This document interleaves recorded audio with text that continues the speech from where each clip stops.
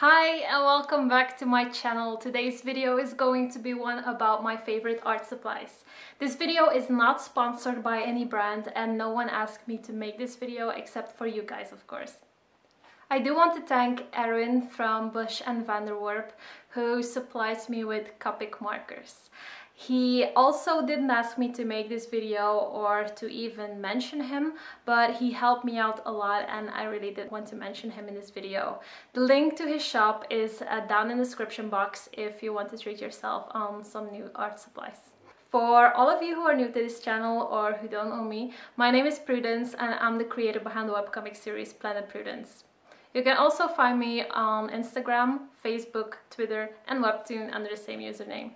Next to making videos, I also make commissions, do portraits, have my own book, host my own webshop, planetprudence.com, which is now on sale by the way, because I'm making an entire new collection.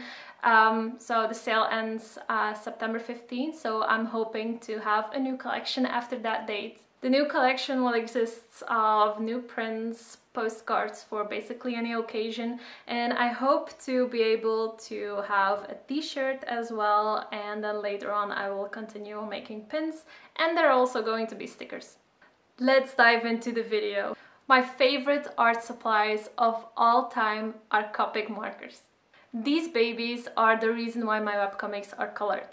Before finding out about Copic markers and trying them out, I was on the search to a good medium to color my webcomics and I just couldn't find the right match. Copic markers give my webcomics a clean and digital look while everyone knows it's still made traditional. My next favorite art supplies are touch liners and Copic multiliners. These are my favorite black pens, and before I actually used a micron pen from Sakura and I wasn't convinced because after I erased the pencil strokes I had this weird feeling that it started to look gray, and that's not the case at all with these pens. These pens are waterproof, so you can actually erase your pencil strokes almost immediately after inking, and they are also perfect to use with watercolors. My next favorite art supplies are polychromos from Faber-Castell. Dang, I love these! I can't describe how much I'm in love with these colored pencils.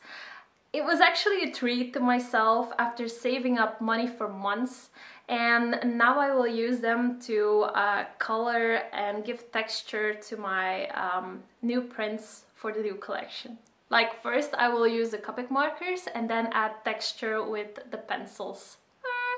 They are so highly pigmented, they are not comparable with any other pencil or colored pencil out there, except maybe the Pablo ones from Caran d'Ache, which are equally as good, but unfortunately also equally expensive. I don't know why I bought this set of polychromos instead of the ones from Caran d'Ache, but I did use the Caran d'Ache ones before in high school and I just wanted to try out the polychromos for a change. My next favorite art supply is the watercolor palette L'Aquarelle by Sennelier. I don't nearly use these as much as I want to, but they are incredible and they're also high in pigments, which give you the richness that you're looking for when you're using watercolors or just anything colored in general. I would totally recommend these if you're looking for watercolors, and after I'm done with the postcards and prints for my shop, I will experiment a bit further with these as well. I'm also thinking about using masking fluid for the first time. I have absolutely no experience with this, so if you have experience with masking fluid or if you would recommend it or not, just drop it in the comments below. Last but not least, my all-time favorite sketchbook is the Winsor & Newton Wire O in A5 format. I love sketchbooks with wires and the texture of the paper is just so smooth, it's so perfect. I always make my webcomics in these sketchbooks and they are actually perfect to use with markers. I've been using them for years now and I always go back to these. Very important, they don't bleed through to the next page. They bleed through a little bit, but I haven't experienced it ever that it bled through to the next page. I wouldn't recommend it to use for watercolor paintings because it's just not made for that. The paper is way too smooth. And I personally use the mixed media Canson sketchbook, which is much textured, and it's perfect for watercolors. It's very expensive, but then again, I only use it for watercolor paintings. So I didn't want to make this video too long, so I'm going to cut it off here. Let me know if you ever used one of these art supplies and if you'd recommend it to anyone, and also which art supplies you would recommend me.